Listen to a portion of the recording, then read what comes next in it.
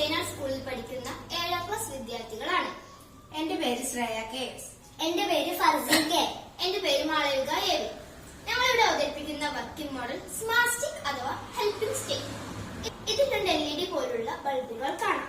ഒന്ന് IR photo ഡയോഡും മറ്റേത് IR LEDയുമാണ്. ഒന്ന് ട്രാൻസ്മിറ്ററും മറ്റേത് റിസീവറുമാണ്.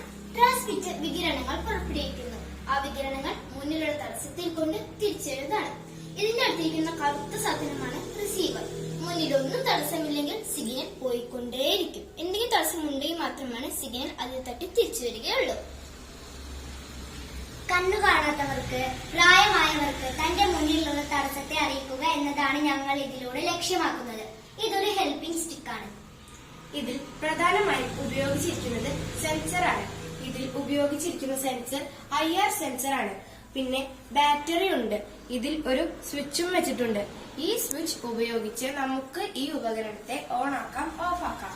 ഇനി നമുക്ക് ഇതിന്റെ ഗുണങ്ങളെ പറ്റി നോക്കാം. കണ്ണു കാണാത്തവർക്കും പ്രായമായവർക്കും തന്റെ മുന്നിലുള്ള തടസ്സത്തെ ഇത് അറിയിക്കുന്നു. രാത്രിയും പകലും ഇത് ഒരുപോലെ ഉപയോഗിക്കാവുന്നതാണ്.